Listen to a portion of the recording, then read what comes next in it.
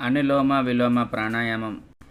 మనలో సూర్యనాడి ప్రవహిస్తూ ఉంటే ధ్యానం చేయుట కుదరదు.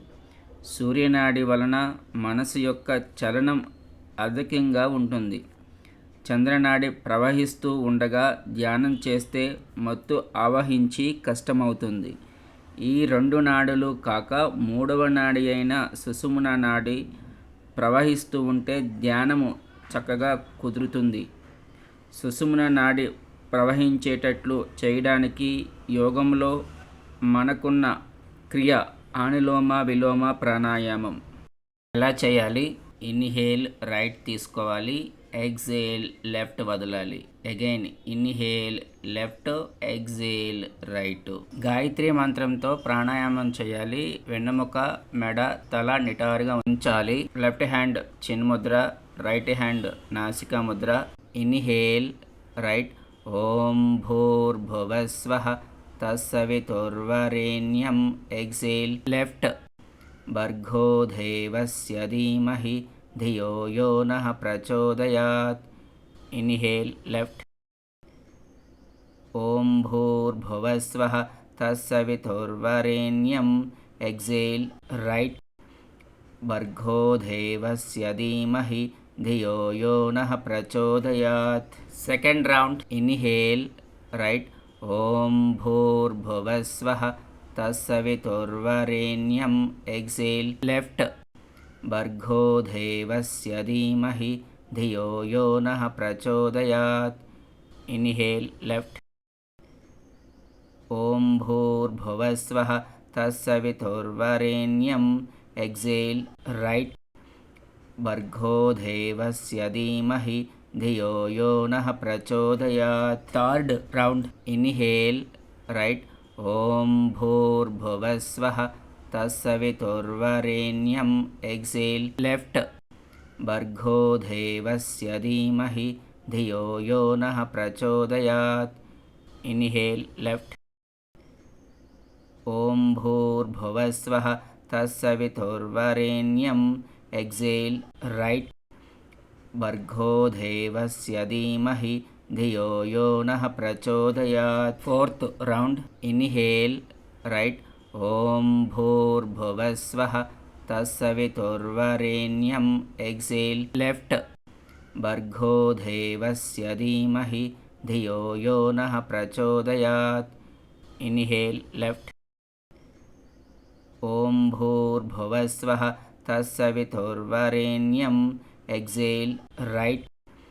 భర్గో దేవస్య ధీమహి ధియో యో నః ప్రచోదయాత్. Fifth round.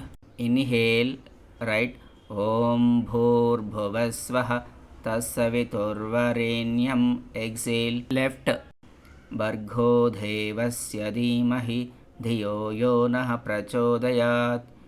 Inhale left. ఓం భూర్భువస్వః తత్సవితుర్వరేణ్యం. Exhale right. భర్గో దేవస్య ధీమహి ధియో యో నః ప్రచోదయాత్. Sixth round. Inhale right. ఓం భూర్భువస్వః తత్సవితుర్వరేణ్యం. Exhale left. భర్గో దేవస్య ధీమహి ధియో యో నః ప్రచోదయాత్. Inhale left. ఓం భూర్భువస్వః తత్సవితుర్వరేణ్యం. Exhale right.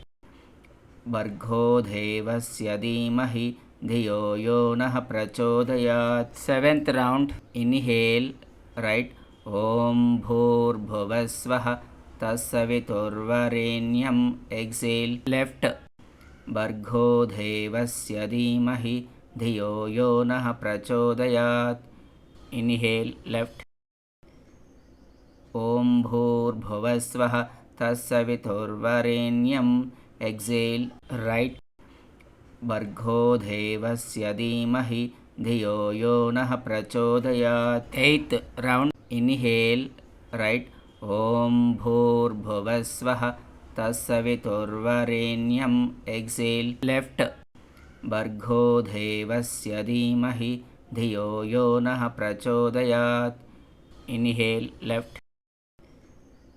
ఓం భూర్భువస్వః తత్సవితుర్వరేణ్యం ఎక్సేల్ రైట్ భర్గో దేవస్య ధీమహి ధియో యో నః ప్రచోదయాత్. Ninth round. Inhale right.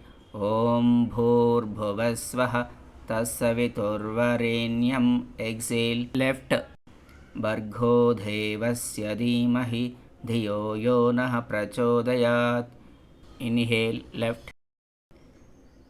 ఓం భూర్భువస్వః తత్సవితుర్వరేణ్యం ఎక్సేల్ రైట్ భర్గో దేవస్య ధీమహి ధియో యో నః ప్రచోదయాత్. 10th round. Inhale right. ఓం భూర్భువస్వః తత్సవితుర్వరేణ్యం ఎక్సేల్ లెఫ్ట్ భర్గో దేవస్య ధీమహి ధియో యో నః ప్రచోదయాత్. Inhale left. ఓం భూర్భువస్వః తత్సవితుర్వరేణ్యం ఎక్సేల్ రైట్ భర్గో దేవస్య ధీమహి ధియో యో నః ప్రచోదయాత్.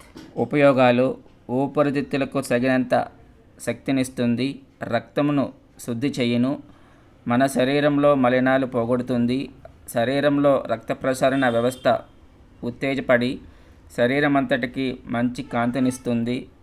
జాగ్రత్తలు: ఈ సాధన మంచి గాలి, వెలుతురు ఉన్న గదిలో పరిశుభ్రమైన వాతావరణంలో చేయాలి. కాలకృత్యములు అయిన తర్వాత ప్రాణాయామం చేయాలి. ప్రాణాయామ సాధన తర్వాత చన్నీటి స్నానం అరగంట వరకు చేయకూడదు. సాధ్యమైనంత వరకు సాత్విక ఆహారాన్ని తీసుకోవాలి. Rub your palms on the eyes. Massage. గురుభ్యో నమః.